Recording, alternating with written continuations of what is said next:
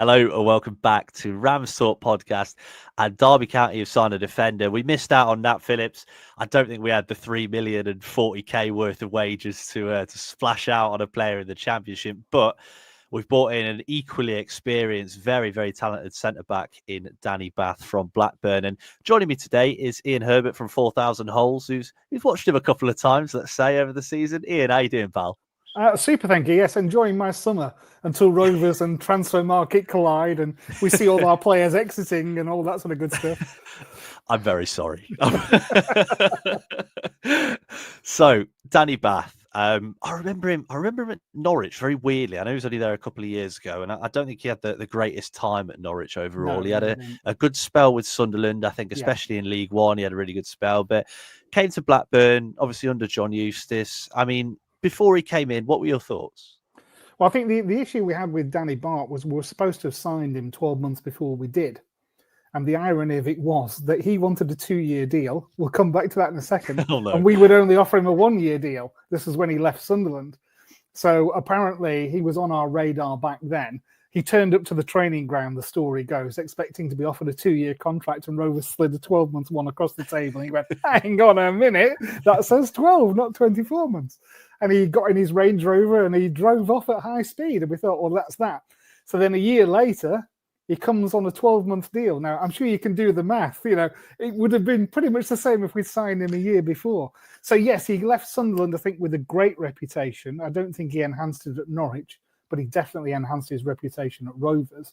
I would say that he's a very, very solid, dependable, capable defender. And the impact that he had most on us was in coaching his fellow defenders and organising them.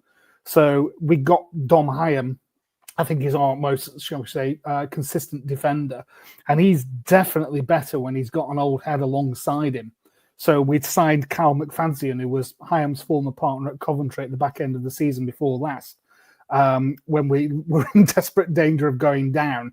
And McFadzean, his main role, it seemed, was to say to Dom Hyam, go and stand there, mark him, tackle him. And Hyam did all of that, and that was great. So when McFadzean left, we thought, I wonder what's going to happen here. And Danny Batth then came in and filled that role.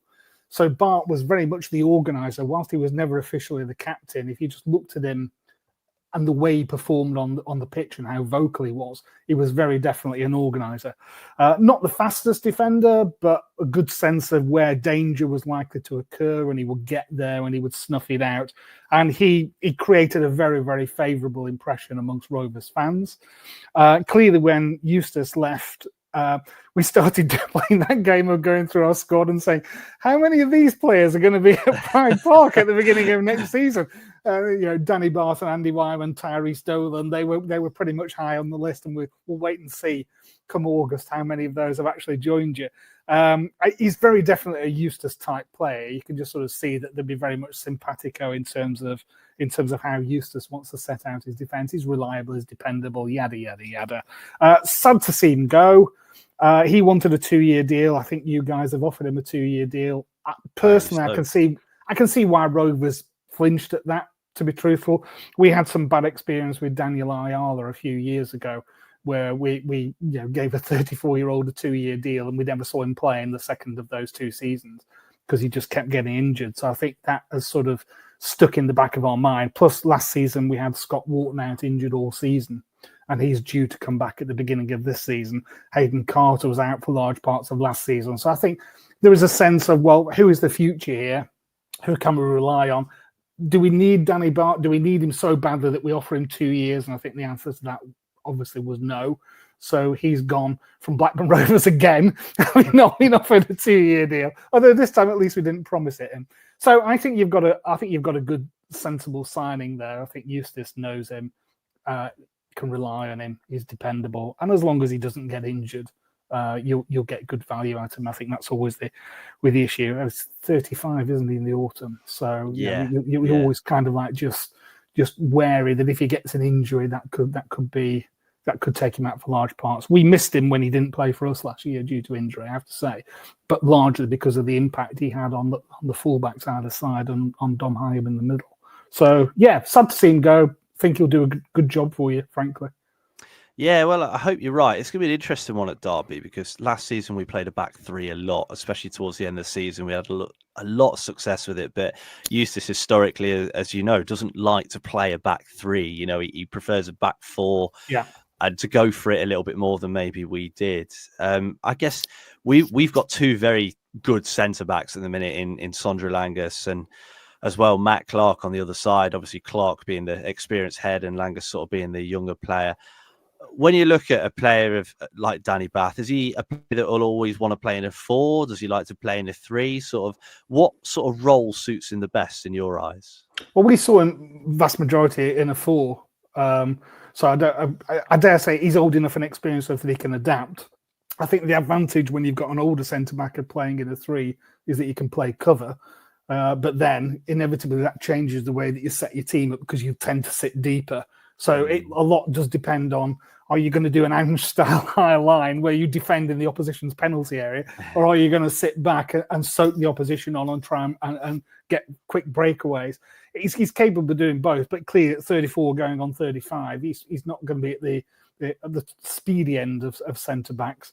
So you will know your squad better. I think it depends on what fullbacks you've got as well and how he sees the system unfolding. I think he could play both, but we saw him largely in a back four, as I say, alongside Dom Hyam, where he was particularly impressive.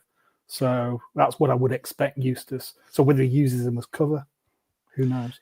Yeah, I think that'll be an interesting one. Sondra Langus had knee surgery at the end of last season, so it'll be interesting. I'm sure Bath will probably start the season as Derby's starting centre back. It'll be interesting to see what happens as time goes on. We all know how long seasons are and how quickly things change. So yeah, absolutely. There's a lot of games to play in the Championship.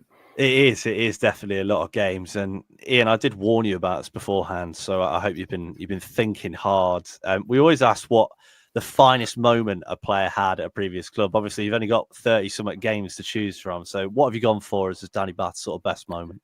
Well, he's not known as a goal-scoring centre-back, but one that does stick in the mind is away at Leeds with the Christmas break last year, where we were up against it. We're beaten Leeds at home, and we're definitely setting our stall out to get a point at Ellen Road, shall we say, when they scored fairly late on. He thought, oh, damn it, what can you do? And Rovers just had one breakaway attack where it was all hands to the pump, and the man who stuck the ball in after a goalman scramble was Danny Batth. I have to say, the look on his face, it was absolutely worth the admission fee alone, I think, just to see the sheer joy. And then that sort of set off the Leeds bench in an adversarial fashion. But it was probably the one that sticks in the mind most. I say Danny is one of those who was solid and dependable throughout the season. So you didn't get highs, you didn't get lows. Again, I don't think he made a fool of himself in any match. I don't think he was ever responsible for. I can't think of any howlers that he performed, but equally. Yeah, he's a solid 7 out of 10 week in, week out. But scoring that goal was probably his highlight, I guess, as well. Particularly in the context, it was always nice to not lose a game to Leeds United in the season. Yeah, I know. Not many teams could say that. I think they beat us twice, which wasn't great.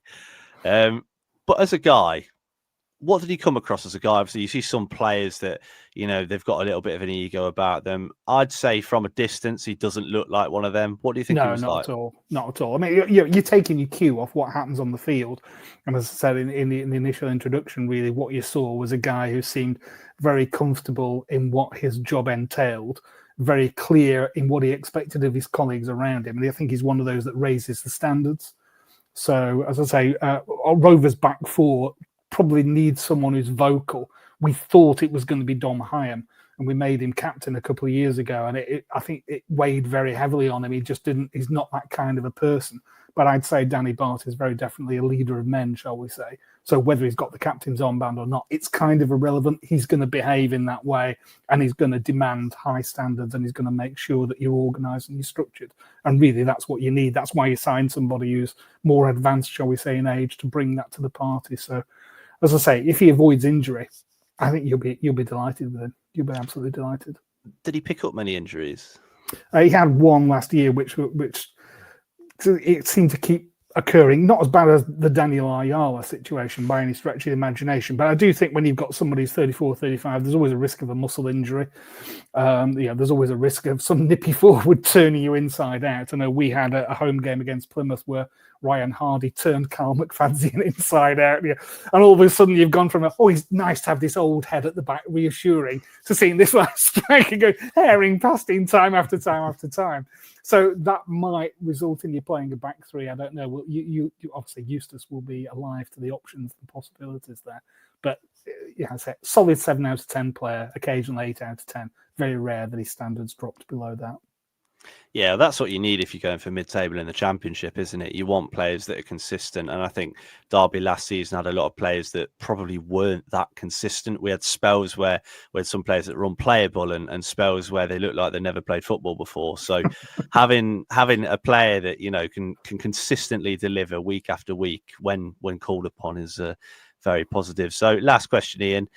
Do you think he's going to succeed at Derby? Yeah. I think working for Eustace. If he was going somewhere where he was unknown and he'd have to win the trust and the confidence of the manager, then you could potentially lose several weeks and he might be a bit on edge about making a mistake. But he's going somewhere where he's a known quantity. And I think Eustace was incredibly popular amongst the players at Rovers. I think, when he left, that's why we had a spell of just sort of not knowing how to play football again. It's almost like the players were definitely affected by it.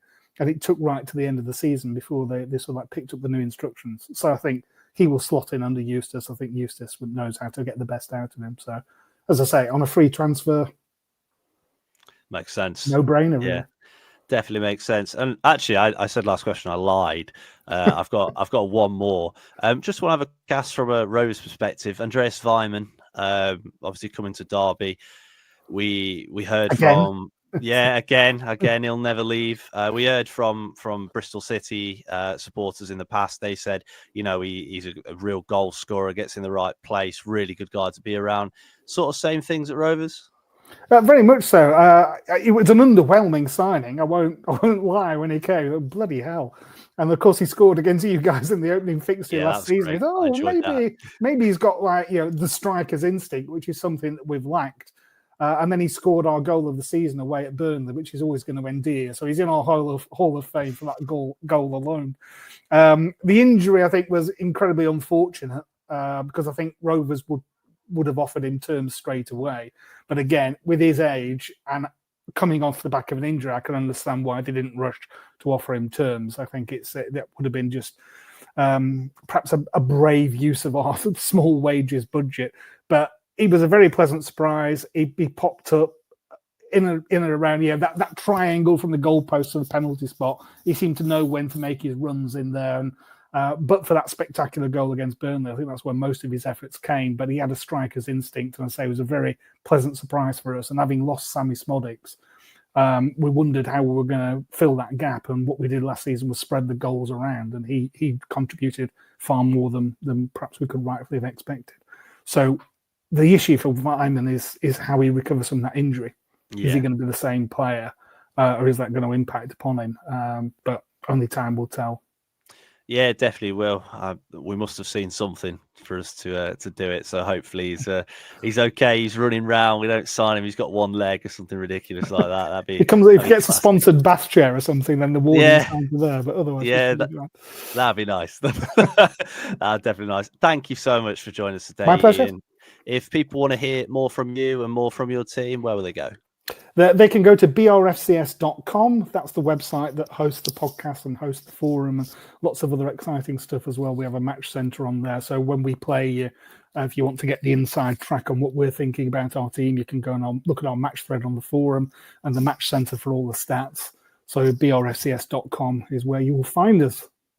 Great stuff. Can't wait for that. All the anti-Eustace stuff, I'm sure, will be coming in our direction. Snake emojis all over the place. I think, to be perfectly honest, we're over that now. I thought it was incredibly. Well, I have to say it was a PR stunt by the club. I think that was worthy of like Stalinist Russia. It's trying to paint Eustace as the bad guy because the bad guy wasn't him at all, and some of the fans fell for it, sadly. So I think you beating us I think just like drew a line under that, because I think it's kind of like, well, we kind of want to forget about that now. There are many Rovers fans, myself included, who fully expect Derby to finish ahead of Rovers this season if you keep Eustace for the whole season. So I think, it's a sad loss for us. Nothing but kind words to say about him, really. So, obviously, except when you play us, I wish him all the best. Great stuff. Yeah, I'm sure we'll see you in 10 months or so. Indeed. Cool. So thank you so much to everyone who's listened. I hope you did enjoy. If you did, please leave a like, please subscribe. We do these for every new player that comes in, and great guys like Ian come on and give us a bit of insight into the players that we're signing. And if you did listen, Spotify, Apple Pods, please do give us a rating on there, and go check out Ian and 4,000 Holes as well, especially leading up to those fixtures. It'd be good to see what those guys are saying. So thank you very much.